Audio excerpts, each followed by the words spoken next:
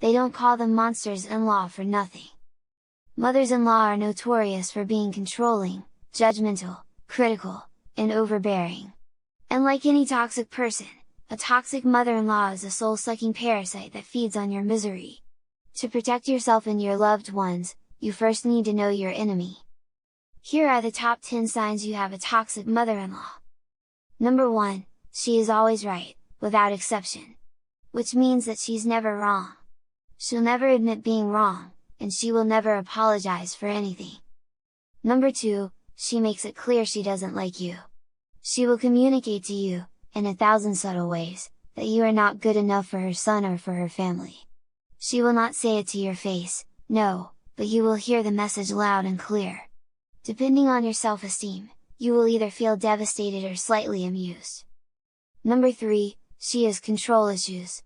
If she can't get you to respect her authority, she'll tighten the reins on her son, her other kids, her grandchildren, and as many friends and family as possible. She'll make simple things complicated just to prove to everyone she's the one calling the shots. Number 4, she doesn't respect your words, choices, or personal space. She will come to your house uninvited and unannounced, expecting you to welcome her with open arms and be grateful for the honor of her visit. She will look with disgust at how filthy your place is and how unmannered your kids are. Number 5, she acts like she cares, but it's all show. There will be times when she's nice to you. She might get you a nice gift for your birthday, support your opinion or compliment you. At this point you might be tempted to think that she's starting to accept you as a daughter-in-law, but don't be fooled. Number 6, she engages in smear tactics. If she feels that her seat on the throne is threatened, she will become extremely defensive and passive-aggressive. She will start a smear campaign in her community, trying to turn everyone against you. Number 7, she's vindictive, spiteful, grudge-holding, and punishing. If she feels threatened by you, she'll figure out 1,000 ways to make you suffer for it. Get ready for guilt trips, silent treatments, finger-pointing, button-pushing, and manipulation. She'll turn all of her affection elsewhere just to spite you. She'll play favorites with everyone else, hoping to make you suffer even more. Number 8, she shows you a negative side she hides from everyone else. At some point you will realize that your mother-in-law has two faces, the nice respectable one she shows to friends and family, and the negative, critical, toxic side she saves just for you. Number 9, she plays emotional games. Her narrow mentality dictates that she must rule by withholding her affection and approval, so she will use silent treatments, guilt, blame, and direct intimidation to manipulate you and your husband. Number 10, she's just waiting for you to let your guard down. Don't lose your vigilance even when she's on her best behavior.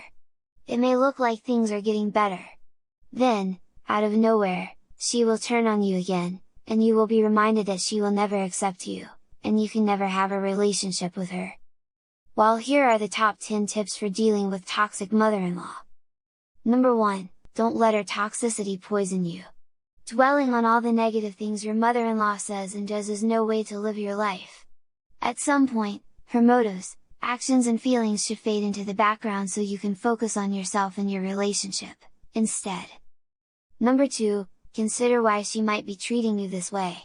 Not that understanding will excuse her behavior, but knowing why she's acting this way will give you clarity and help guide your reactions.